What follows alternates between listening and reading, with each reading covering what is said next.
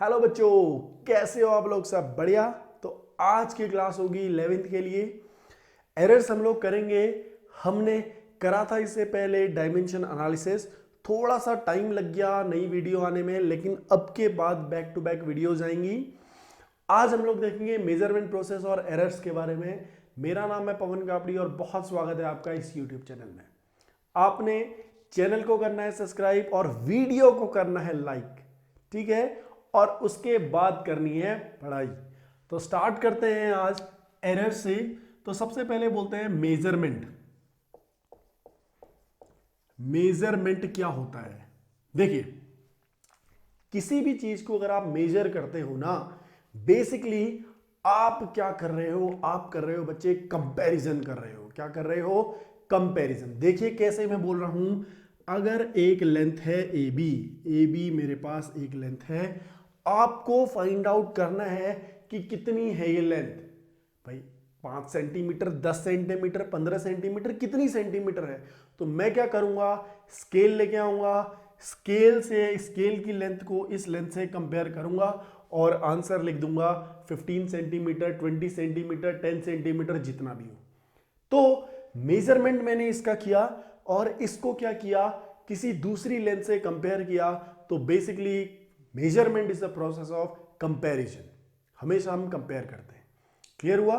तो इस कंपैरिजन में बहुत सारी एरर्स आ जाती हैं और उन्हीं एरर्स को हम लोग इस चैप्टर में पढ़ते हैं। कैसे आती हैं अब एरर? बच्चों बहुत से कारण हैं। जैसे जिस इंस्ट्रूमेंट से मैं इसको मेजर कर रहा हूं, हो सकता है उस इंस्ट्रूमेंट का जो मैन्युफैक्चरिंग हो वो गलत हो सकता है। उस इंस्ट्रूमेंट को आप जिस टेक्निक से मेजर कर रहे हो वो टेक्निक गलत हो, या आप जिस हिसाब से उसको मेजर कर रहे हो, जिस आपने जो स्टेप फॉलो कर रखे हैं वो स्टेप गलत हो। ठीक है, मैं बेसिकली टेक्निक की बात कर रहा हूं। ठीक है, या कोई ऐसी एक्सटर्नल कंडीशंस हो जिस समय आप मेजरमेंट कर रहे हो, जैसे वाइब्रेशंस, टेम्परेचर, प्रेशर, बहुत सारी ऐसी चीज हैं जिनसे मेजरमेंट प्रोसेस पूरी फुलफिल ना हो पाए और कुछ ना कुछ एरर आ जाए। समझ में आया? तो एरर आने के बहुत सारे रीजंस होते हैं किसी भी मेजरमेंट प्रोसेस में। ठीक है, तो अब हम देखते हैं बेसिकली बच्चों ये एरर होती क्या है आखिर। समझ में आया? लेट्स से बेटा आपने इस लेंथ को मेजर किया और आपने इसको बोल दिया कि सर ये जो लेंथ है ये ए है, ए सेंटीमीटर मान लेते हैं। ठीक है, ये आपने मेजर किया, बोल दिया ए सेंटीमीटर। लेकिन जब हमने इसकी एग्जैक्ट वैल्यू पता करी, ट्रू वैल्यू पता करी, तो वो थी 80। क्या थी? 80। 80 मतलब ट्रू वैल्यू। क्या value? True value, exact value. तो आपने तो ए निकाला, लेकिन जो आंसर है वो क्या है? 80 है। तो कहीं ना कहीं आपका आंसर जो है, आपका मेजरमेंट जो है, एरर को इन्वॉल्व करता है। उस आंसर में कहीं ना कहीं क्या है बच्चों? एरर है। क्लियर? तो वो एरर कितनी होगी? देखिए एरर जो होती है डेल्टा से हम लोग डिनोट करते हैं। तो वो क्या होती है? True value minus measured value. जो आपने ये क्वांटिटी निकाली है, जो ये मेजरमेंट किया है, इसको बोलते हैं मेजर्ड वैल्यू। आपने मेजर कर रखी है, कोई इंडिविजुअल इसको मेजर करता है, तो ये क्या होती है? Individual measured value. क्या होती है? Individual measured value. ठीक है, और ये जो है एग्जैक्ट वैल्यू है, इसका आंसर है। सो इसको बोलते हैं ट्रू वैल्यू। क्या बोलते हैं? True value. ठीक है, तो आपसे अगर कोई पूछता है कि एरर क्या है, तो आप बोलोगे error is the difference between true value and measured value. समझ में आ गया आपको? एरर क्या है बच्चों? ट्रू वैल्यू और मेजर्ड वैल्यू में डिफरेंस है। ये देखिए, ट्रू वैल्यू और मेजर्ड वैल्यू में क्या है? डिफरेंस। क्लियर? ठीक है, तो बहुत सारे फैक्टर्स मैंने भी बताया एरर में इन्वॉल्व होते हैं। बहुत सारे फैक्टर्स के कारण एरर आती है। क्लियर हुआ ना? तो आज हम लोग पहले देखेंगे कि एरर होती कितने टाइप की है। सबसे पहले हमें एरर पता चल गया। Error is the difference between true value and measured value. तो ट्रू वैल्यू को हम किससे दिखाते हैं, 80 से, मेजर्ड वैल्यू को हम किससे दिखा रहे हैं, ए से दिखा रहे हैं। तो दोनों में डिफरेंस आएगा, वो क्या आएगा, डेल्टा आएगा। क्लियर हुआ। थोड़ा सा एक बार टाइप्स ऑफ एरर में जाने से पहले थोड़ा सा एक और बार बात करते हैं इसी की। देखिए बच्चों, उसी लेंथ को अगर हमने मेजर किया, लेट्स से वो जो लेंथ की ट्रू वैल्यू थी दैट विल बी 5.3 सेंटीमीटर, मान लेते हैं 5 सेंटीमीटर थी। क्लियर हुआ। दो स्टूडेंट्स, कोई दो बच्चे, उनसे मैंने कहा कि आप निकालो, मेजर करो। ठीक है, कोई भी दो बच्चे, एक बच्चे ने L1 निकाला 5.2 सेंटीमीटर, दूसरे बच्चे ने L2 निकाला 5.4 सेंटीमीटर। देखिए एक ही लेंथ है, एक ही लेंथ है, एक ने आंसर निकाला इतना, दूसरे ने आंसर निकाला इतना। क्लियर हुआ। तो जो पहले स्टूडेंट ने आंसर निकाला, इसमें जो एरर होगी ना बच्चों, डेल्टा L1, वो कितनी होगी, true value minus measured value. तो कितनी आएगी, 0.1 सेंटीमीटर की एरर आएगी। क्लियर हुआ। ठीक है, अब जो दूसरे बच्चे ने निकाला वो कितना होगा, true value minus measured value, that is minus 0.1 centimetre. समझ में आया। तो यहां से मुझे ये पता चल रहा है कि बच्चों एरर जो है ना, पॉजिटिव भी हो सकती है और भी हो सकती है। देखिए इस केस में एरर पॉजिटिव आ रही है, इस केस में एरर नेगेटिव आ रही है। इसका मतलब क्या है, जो फर्स्ट वाले बच्चे ने मेजरमेंट किया है वो ट्रू वैल्यू से नीचे है, 0.1 सेंटीमीटर नीचे है, लेकिन दूसरा वाला बच्चा 0.1 सेंटीमीटर ऊपर है। दोनों में एरर है, 0.1 सेंटीमीटर की एरर है। कोई ये नहीं कहेगा कि मेरी एरर ज्यादा तेरी एरर कम, दोनों की एरर क्या है, सेम है। इसका मतलब एरर चाहे बच्चों पॉजिटिव हो या हो नेगेटिव, मैटर नहीं करता है। समझ में आया। एरर अगर पॉजिटिव +1 है या नेगेटिव -1 है, वो सेम एरर होती है। क्लियर हुआ ना, सेम एरर हुई, जितनी एरर इसने करी उतनी ही एरर इसने भी करी। दोनों की एरर जो है वो क्या है, सेम है, कोई ज्यादा नहीं कोई कम नहीं। समझ में आया। तो एरर में भी पॉजिटिव और में भी नेगेटिव, लेकिन उसका मैग्नीट्यूड मैटर करेगा, उसका साइन मैटर नहीं करेगा। क्लियर हुआ। तो +0.1 हो या -0.1 हो, +0.5 हो या -0.5 हो, सेम एरर होगी।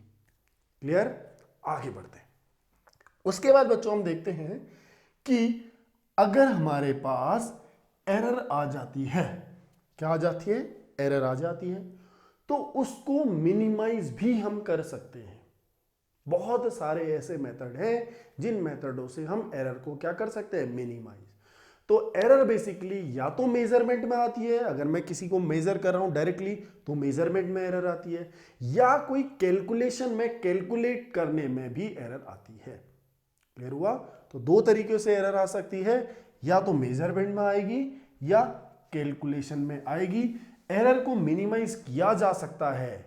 समझ में आया। बहुत सारे तरीके, जैसे अगर आपने सही स्टेप्स में फॉलो किए, प्रोसीजर आपका सही है, टेक्निक आपकी सही है, मेजरिंग इंस्ट्रूमेंट ज्यादा एक्यूरेट है, तो वहां से हम एरर को क्या कर सकते हैं, मिनिमाइज कर सकते हैं।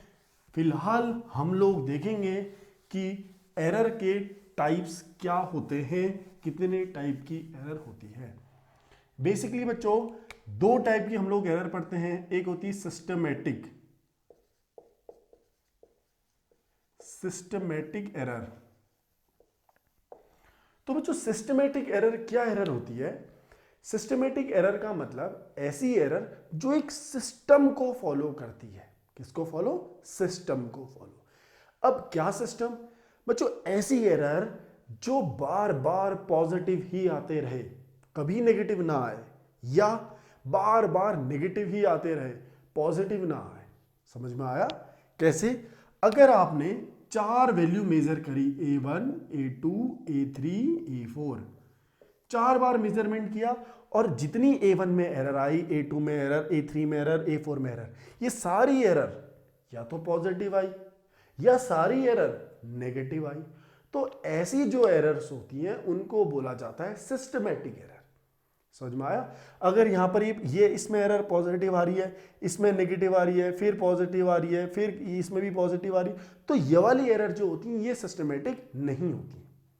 समझ में आया? सिस्टमेटिक एरर एक सिस्टम को फॉलो करेगी, एक ट्रेंड को फॉलो करेगी, या तो पॉजिटिव ही रहेगी या तो नेगेटिव ही रहेगी। ये एरर होती है सिस्टमेटिक एरर। समझ में आ गया? तो बच्चों सिस्टमेटिक एरर कैसे कैसे आ सकती है जरा हम देखते हैं। सबसे पहला जो तरीका है इस सिस्टमेटिक एरर आने का वो है इंस्ट्रूमेंट एरर।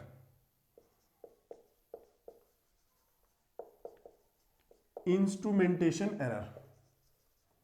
देखिए, अगर आपका इंस्ट्रूमेंट ही खराब है, समझ में आया? इंस्ट्रूमेंट ही आपका अगर गलत रीडिंग शो कर रहा है तो उसमें जो मेजर्ड क्वांटिटी है वो भी गलत आएगी, बिल्कुल से। समझ में आया? कैसे? देखिए जरा, अगर आप लोग एक वेइंग मशीन को देखते हैं, इसमें देखिए एक वेइंग मशीन में यहां पर को 0 0 0 0 मार्क होने चाहिए, ठीक है ना? स्टार्टिंग में अगर इसमें कुछ नहीं है 0 0 मार्क होने चाहिए। अगर ऐसा नहीं है, अगर ये 0 नहीं हो रहा है, मॉड नहीं हो रहा है, 0 0 नहीं हो रहा है, 100, ये 100 में शो कर रहा है, ठीक है? ये कितना ग्राम शो कर रहा है? 100 ग्राम शो कर रहा है। तो जितनी भी आप क्वांटिटी इसमें डालेंगे वो 100 ग्राम हमेशा कम आएगी। हमेशा ऐसा होगा कि आप इसमें 900 ग्राम्स भरोगे और ये आपको शो करेगी 1000 ग्राम 1 kg। क्लियर हुआ? तो ऐसी जो एरर है ये इंस्ट्रूमेंट की एरर है, आपकी एरर नहीं है, ये इंस्ट्रूमेंट ने आपको गलत दिखाया। समझ में आया? इस इंस्ट्रूमेंट का प्रॉपरली कैलिब्रेशन नहीं हुआ है। तो ऐसी जो एरर आती है बच्चों वो आती है, वो होती है सिस्टमेटिक एरर, ठीक है? या इसको बोलते हैं इंस्ट्रूमेंट की एरर, इंस्ट्रूमेंटेशन एरर। क्लियर हुआ?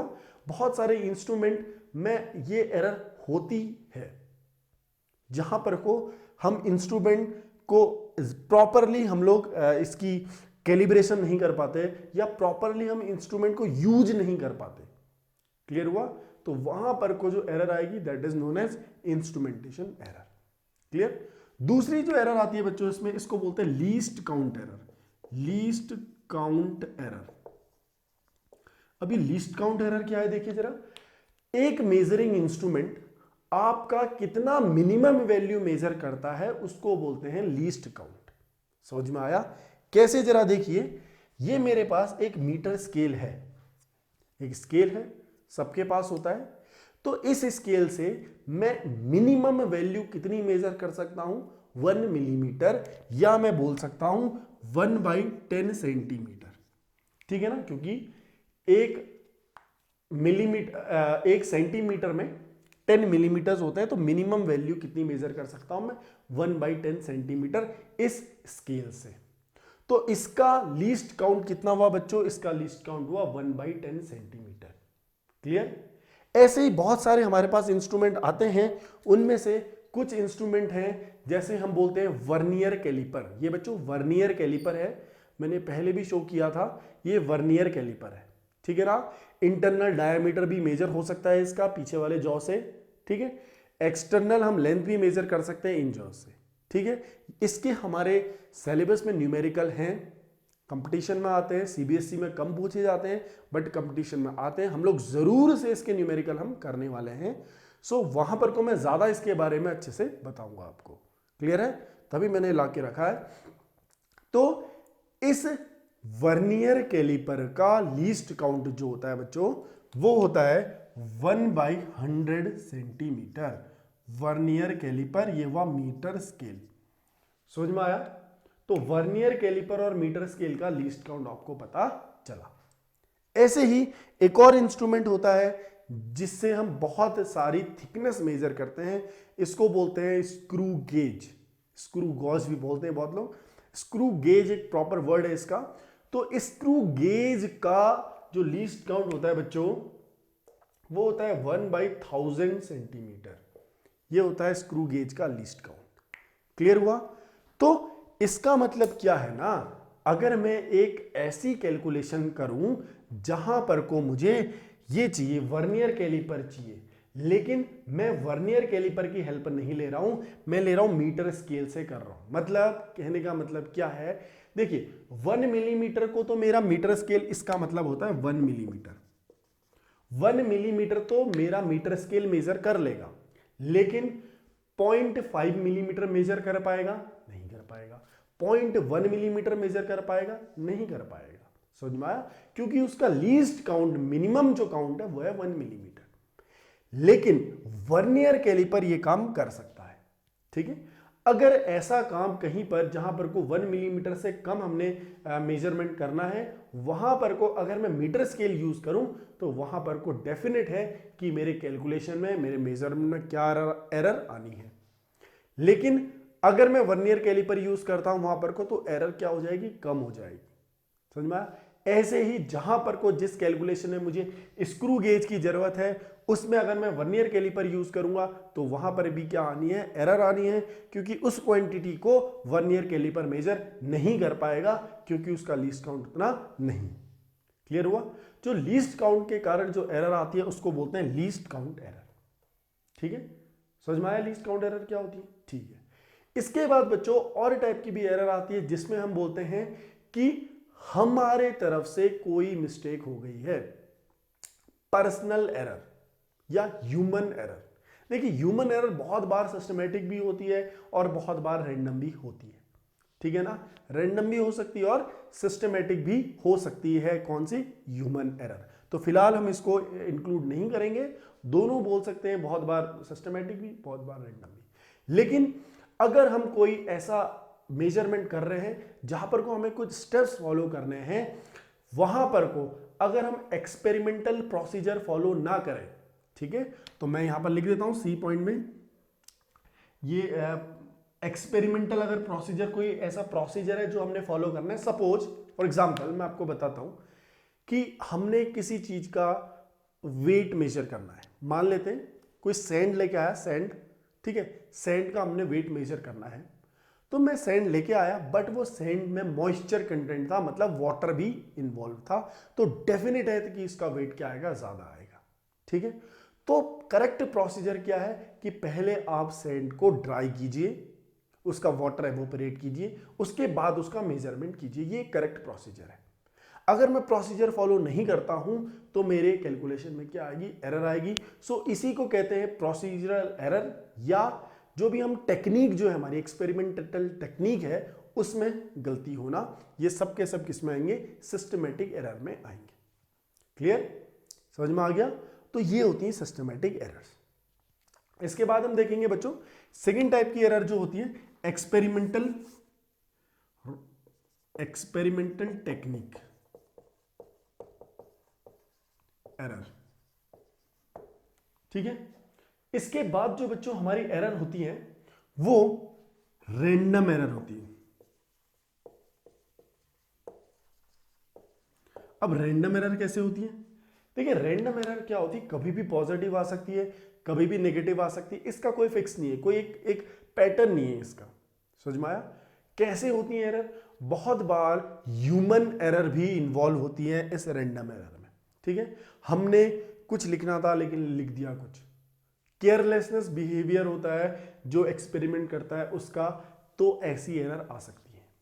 या फिर अगर हमारी एक्सटर्नल कंडीशन कुछ ऐसी है, सपोज मैं एक मेजरमेंट लेता हूं, अभी इस टाइम टेम्परेचर सपोज अभी कम है, लेकिन जिस टाइम टेम्परेचर ज्यादा होगा हो सकता है उस चीज में एक्सपेंशन हो जाए, क्योंकि टेम्परेचर किसी भी मटेरियल में एक्सपेंड कर देता है। समझ में आया? अगर टेम्परेचर किसी भी मेटल का, अगर मैं बात करूं, बेसिकली मेटल की मैं बात कर रहा हूं, सबकी नहीं, मेटल की अगर मैं बात करूं तो उसमें टेम्परेचर बहुत क्रिटिकल रोल प्ले करता है उसकी डायमेंशंस में। ठीक है, अगर एक पर्टिकुलर टेम्परेचर और एक पर्टिकुलर प्रेशर में बात करूं तो लेंथ सपोज एल आ रही है, तो अगर बच्चों मैं टेम्परेचर बढ़ा देता हूं तो लेंथ उसकी हो सकता है बढ़ जाए। ठीक है, तो हमें टेम्परेचर, प्रेशर, जो भी एटमॉस्फेरिक कंडीशंस हैं उनको कंसीडर करना पड़ेगा। तो इनके कारण जो एरर आती है वो होती है random error, due to sudden change in external condition. कौन सी एक्सटर्नल कंडीशन बच्चों? टेम्परेचर, प्रेशर, ह्यूमिडिटी, बहुत सारी चीजें हमने मेजर करनी है। तो ऐसे कारण जो एरर आती है वो होती है रैंडम एरर। ठीक है, इसमें ह्यूमन एरर भी हम लोग इनकॉर्पोरेट कर देते हैं। ह्यूमन एरर भी बाय मिस्टेक जो एरर होती हैं या किसी चीज का हमें आइडिया नहीं है, तो ये सारी जो एरर होंगी वो क्या आएंगी, रैंडम एरर में आएंगी। क्लियर हुआ? तो ये एक ग्रॉस एरर भी बहुत बार बोलते हैं, ग्रॉस एरर, बट वो ग्रॉस एरर इसी के एक सब पार्ट में आता है। क्लियर है? तो यहां पर को जो मेन टाइप की जो एरर्स हैं वो दो ही हैं, एक रैंडम एरर, दूसरी क्या है बच्चों, ग्रॉस एरर। तो बेसिकली हमने ये पढ़ दिया कि कितने टाइप की एरर होती हैं मेजरमेंट प्रोसेस में। ठीक है, तो बच्चों अब हम थोड़ा सा आगे बढ़ते हैं, इसी में टाइप्स ऑफ एरर ही में थोड़ा सा आगे बढ़ते हैं। अब देखते हैं अगर मैं एक एक्सपेरिमेंट कर रहा हूं, एक क्या कर रहा हूं, एक्सपेरिमेंट कर रहा हूं, तो वहां पर को बहुत सारी वैल्यूज आ जाएंगी, A1, A2, A3, A4 AN। समझ में आया आपको? कैसे? सपोज मैं एक मटेरियल का रिफ्रैक्टिव इंडेक्स निकाल रहा हूं, ठीक है ना। हमने 10th क्लास में एक्सपेरिमेंट किए थे, हम लोग रिफ्रैक्टिव इंडेक्स निकालते थे, तो एक क्वांटिटी का मैंने रिफ्रैक्टिव इंडेक्स निकालने को दिया पूरी क्लास में। ठीक है, पहले वाले बच्चे ने A1 निकाला, दूसरे ने A2, A3, A4 ऐसे ही AN निकाला। क्लियर हुआ ना? तो यहां पर को क्या होगा बच्चों, इसमें हर एक क्वांटिटी में कुछ ना कुछ एरर इन्वॉल्व जरूर होगी। समझ में आया? बहुत कम हो सकती है, बहुत ज्यादा हो सकती है, लेकिन कुछ ना कुछ एरर इन्वॉल्व होगी। क्लियर? तो एरर्स जब भी इन्वॉल्व होती है, देखिए रैंडम एरर जो होती है ना, वो एरर होती है ऐसी, कभी छोटी आ जाती है, कभी बड़ी आती है, कभी पॉजिटिव आती है, कभी नेगेटिव आती है। तो ये सारी एरर जो है रैंडम एरर है। समझ में आया? तो अगर सिस्टमेटिक एरर होगी तो ये सिस्टम से होगी, मतलब अगर फिक्स्ड, अगर सपोज उसका जो मैग्नीट्यूड है वो भी फिक्स रहेगा, मींस मैग्नीट्यूड नहीं, उसका जो उसकी क्वांटिटी है, मतलब क्या, ना ज्यादा होगी ना बड़ी होगी, कांस्टेंट वे में एरर होगी। ठीक है ना? तो ये होगी सिस्टमेटिक एरर। रैंडम एरर जो होगी बच्चों वो होगी, कभी भी छोटी आ जाएगी, कभी भी बड़ी आएगी, कभी भी पॉजिटिव आ सकती है, कभी भी नेगेटिव आ सकती है। कौन सी एरर? हमारी रैंडम एरर। क्लियर हुआ?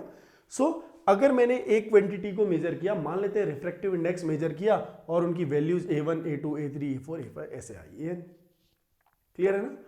तो सबसे पहले मुझे बताना पड़ेगा कि इसमें ये क्या है, इंडिविजुअल मेजर्ड वैल्यू, ये आप लोगों ने मेजर कर रखी है, हमने मेजर कर रखी है, तो A1, A2, A3, A4 ऐसे AN आ रही है। लेकिन इसमें ट्रू वैल्यू कौन सी है, एग्जैक्ट वैल्यू कौन सी है? ठीक है, क्या जरूरत है एग्जैक्ट वैल्यू की? देखो बच्चों, अगर आपसे बोला जाए इस A1 में कितनी एरर है, डेल्टा A1 कितना है, ये बोला जाए, तो आप बोलोगे कि सर ट्रू वैल्यू को माइनस कर देंगे मेजर्ड वैल्यू से, इतनी अभी सिखाया था आपने।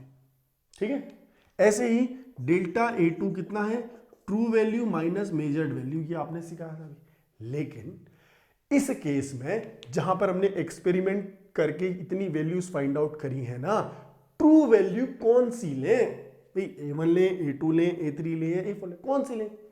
तो हम ये करते हैं, जितने भी बच्चों ने एक्सपेरिमेंट किया है इनका सबका एवरेज ले लेते हैं, मीन ले लेते हैं, और बोलते हैं यही है ट्रू वैल्यू।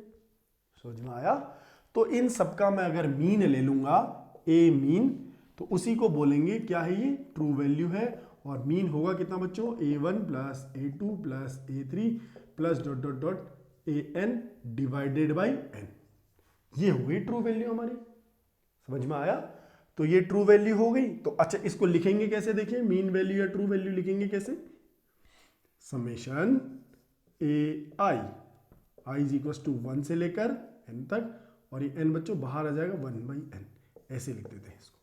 कैसे? समेशन का मतलब एडिशन, पहले यहां से क्या जनरेट होगा, 1 जाएगा, फिर समेशन मतलब A1 प्लस, फिर I is equal to 2 plus A2 plus A3, ऐसे लिखते हैं। ये एक इसका जनरल फॉर्मूला है, जनरल एक रिप्रेजेंटेशन का तरीका है ये चीज लिखना। समझ में आया आपको? तो अगर हम बहुत सारे एक्सपेरिमेंट करेंगे, वहां से जितनी भी वैल्यूज निकली उनका हम मीन ले लेंगे तो वो मीन को हम as a true value consider करते हैं, ठीक है। और फिर अगर हमें इस A1 में एरर निकालनी है बच्चों, तो हम कैसे निकालेंगे, true value minus measured value. और ये ट्रू वैल्यू कौन सी है, ये value, true value minus measured value. समझ में आया। तो यहां पर जो एरर होती है, ये जो डेल्टा A1 है, इसको बोलते हैं एब्सोल्यूट एरर,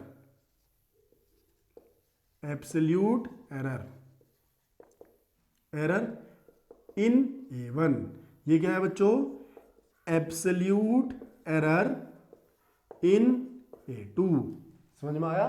ऐसे ही आप इस क्वांटिटी को हर किसी से माइनस करते रहिए, हर जगह का डिफरेंस लेते रहिए, वो आपको क्या देगा, absolute error in A1, A2, A3, A4, ये सबकी एब्सोल्यूट एरर आपको मिलते रहेगी। क्लियर हुआ। तो अभी हमने देखा कि एब्सोल्यूट एरर क्या होती है। एब्सोल्यूट एरर में हम क्या करेंगे, यहां पर लिख देता हूं मैं, एब्सोल्यूट एरर। तो एब्सोल्यूट एरर क्या होती है बच्चों, अगर हमने कोई क्वांटिटी मेजर करी, रिजल्ट आए A1, A2, A3, A4 ऐसे रिजल्ट्स आए, ठीक है, तो हम लोगों को ट्रू वैल्यू कैसे पता चलती है, मीन ले लेते हैं सब, ठीक है ना। तो मीन ले लिया हमने तो ट्रू वैल्यू पता चल गई। फिर हमने क्या किया, इसमें एरर निकालनी है तो true value minus measured value, इसमें एरर निकालनी है तो true value minus measured value, इसमें एरर निकालनी है तो true value minus measured value, ऐसे एरर आते जाएगी। और इस एरर को बोलते हैं एब्सोल्यूट एरर। क्या बोलते हैं बच्चों, एब्सोल्यूट एरर। क्लियर हुआ। तो देखिए यहां पर कोई एरर आई ए डेल्टा A1, देखिए सारी एरर्स में यहां पर लिख देता हूं, ठीक है, यहां पर को मैं सारी एरर्स लिख देता हूं ऐसे। देखिए A1 में कितनी आई, डेल्टा A1 कितनी होगी, true value minus measured value. Delta A2 error किसमें है, true value minus measured value. ऐसे ही बच्चों AN, true value minus measured value AN, ठीक है ना। तो यहां पर जो ट्रू वैल्यू है दरअसल वो क्या है, मीन वैल्यू है। क्लियर हो गया, कोई परेशानी नहीं है, ठीक है। अगर मैं, ये होगी बच्चों एब्सोल्यूट एरर, क्या हो गई, एब्सोल्यूट एरर, ठीक है ना। हाँ, तो अब अगर यहां देखते हैं, अगर मुझसे पूछा जाए कि इस A1 का आंसर कितना है, देखिए अगर मुझे बोला जाए कि A1 में एरर कितनी है, तो मैं क्या कहूंगा, डेल्टा A1। एब्सोल्यूट एरर कितनी है, डेल्टा A1 है, ठीक है। ऐसे ही A2 में डेल्टा एरर कितनी है, डेल्टा A2। तो बच्चों लिखेंगे कैसे, जब A1 वाला बच्चा आंसर दे रहा होगा तो वो क्या निकालेगा, refractive index equals to A1 वाला बच्चा। हाँ, तो A1 वाले ने आंसर क्या निकाला, A1 निकाला, ठीक है। तो क्या आंसर A1 है, नहीं, आंसर क्या है, A1 तो है, लेकिन इसमें एक एरर इन्वॉल्व है नहीं है, इसमें क्या इन्वॉल्व है, एक एरर। और एरर कितनी है A1 में, बताना जरा, डेल्टा A1। समझ में आया। तो या तो एरर प्लस हो सकती है या एरर माइनस हो सकती है, डेल्टा A1। समझ में आया। तो A1 वाला बच्चा बोलेगा कि refractive index is A1 plus minus of delta A1। ऐसे ही अगर सेकेंड वाला जो बच्चा बोलेगा refractive index will be A2 plus minus of delta A2, ये बोलेगा सेकेंड वाला बच्चा, ठीक है। तो यहां पर को क्या लिखेंगे, मेजर्ड क्वांटिटी और ये प्लस माइनस एरर। अभी मैंने आपको बताया था कि एरर या तो पॉजिटिव है होगी या नेगेटिव होगी, तो हम प्लस माइनस लिखते हैं, चाहे वो पॉजिटिव हो चाहे वो नेगेटिव हो, एक ही बात है। क्लियर हुआ, सेम एरर होती है, चाहे वो मेजर्ड वैल्यू ट्रू वैल्यू से ऊपर हो या ट्रू वैल्यू से नीचे हो। क्लियर हुआ। तो ये चीज हो गई हमारी, ठीक है। अब एक नई टाइप की एरर पढ़ते हैं और रिफाइंड वे में पढ़ते हैं, देखेंगे क्या चीज होती है। अब उस एरर को बोला जाता है, देखिए अभी हमने क्या पढ़ा, एब्सोल्यूट एरर पढ़ा। अभी हम पढ़ेंगे नई टाइप की एरर, मीन एब्सोल्यूट एरर। क्या पढ़ेंगे, मीन एब्सोल्यूट एरर। देखिए बच्चों, मीन एब्सोल्यूट एरर। अब ये मीन एब्सोल्यूट एरर क्या होती है, प्यार से समझते हैं। अगर मैं किसी क्वांटिटी को मेजर करता हूं, A1 को मेजर करा मैंने, समझ में आया, मैंने पहले क्वांटिटी किसको मेजर किया, A1 को, तो A1 में एरर कितनी इन्वॉल्व हुई, डेल्टा A1। समझ में आया। A2 जब मैंने मेजर किया तो उसमें कितनी एरर हुई, डेल्टा A2। ऐसे ही डेल्टा A3, ऐसे ही डेल्टा AN। समझ में आया। आप लोग ना यहां पर आराम से समझ सकते हैं मीन एब्सोल्यूट एरर, इसका मतलब क्या है, जो एब्सोल्यूट एरर है ना उनका भी मीन ले लो आप। समझ में आया। पहले तो हमने पहले वाले एब्सोल्यूट एरर कैसे निकाली थी, हमने जितनी भी क्वांटिटी, जितने भी हमारे एक्सपेरिमेंट हुए थे उनके रिजल्ट्स का मीन लिया था, तो हमारी क्या आई थी, ट्रू वैल्यू आई थी। लेकिन अब हम क्या कर रहे हैं, अब हम कर रहे हैं जितनी भी हमारी एरर आई हैं इन सारी एरर का हम क्या ले लेते हैं, मीन ले लेते हैं, और उसको बोलते हैं मीन एब्सोल्यूट एरर। समझ में आया। तो देखिए पहले delta A1 is the error in measurement of A1, delta A2 will be the error in measurement of A2। ऐसे ही डेल्टा A3 क्या होगी, A3 के मेजरमेंट में एरर। डेल्टा AN क्या होगी बच्चों, AN के मेजरमेंट में एरर। ठीक है, तो इन सबका मीन ले लो, तो डेल्टा A मीन मतलब mean absolute error is equal to delta A1 plus delta A2 plus delta A3 plus dot dot dot plus delta AN divided by n। लेकिन देखिए बच्चों एरर हमेशा बढ़ते जाएगी, जैसे जैसे हम आगे को अपनी कैलकुलेशन फॉरवर्ड करेंगे एरर हमेशा बढ़ते हुए जाएगी, कभी भी डिक्रीज नहीं होगी। ठीक है ना। हाँ, डिक्रीज, एरर डिक्रीज करने के तरीके दूसरे हैं, हम लोग एक्सपेरिमेंटल मेथड बदल दें, हम लोग इंस्ट्रूमेंट बदल दें, वो तरीके हैं जो फिजिकल तरीके हैं, वो हैं एरर को डिक्रीज करने के। लेकिन कैलकुलेशन में हमेशा एरर बढ़ती हुई जाएगी। देखेंगे बच्चों ये जो डेल्टा A1 है ये रैंडम एरर में से है, समझ में आया। तो ये पॉजिटिव भी हो सकती है, नेगेटिव भी हो सकती है, समझ में आया। लेकिन हम लोग यहां पर को क्या लेंगे, पॉजिटिव ही लेंगे। तब मैं यहां पर को क्या लगा दे रहा हूं बच्चों, मॉड लगा दे रहा हूं, क्योंकि नेगेटिव से फिर हमारा पूरा काम बिगड़ जाएगा। ठीक है ना, क्योंकि हमें एरर क्या चाहिए, मैक्सिमम चाहिए ना, मैक्सिमम एरर किसी भी चीज में हमें निकालनी है। तो यहां पर को ये आ गया। ठीक है, तो हमारा ये क्या बन गया, मीन एब्सोल्यूट एरर।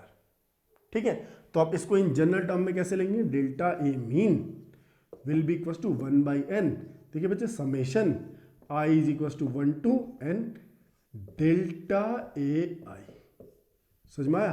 तो ये हो गई mean absolute error. Same I की जगह 1 जाएगा, 2 जाएगा, 3 जाएगा, तो यहां से जो रिजल्ट आएगा वो क्या आएगा, मीन एब्सोल्यूट एरर आएगा। क्लियर हुआ, कोई परेशानी नहीं है ना इसमें, कोई दिक्कत नहीं है, ठीक हो गया। तो ये आ गई मीन एब्सोल्यूट एरर। क्लियर। इसके बाद हमारी, तो हम किसी भी, तो अब बच्चा जो पहला वाला बच्चा लिखेगा, अगर मीन एब्सोल्यूट एरर के टर्म्स में लिखना है उसको क्या लिखेगा, A1 plus minus delta A mean, ऐसे लिखेगा। समझ में आ गया। ये हुआ मीन एब्सोल्यूट एरर, ये चीज क्लियर। हाँ, अब आगे बढ़ते हैं बच्चों।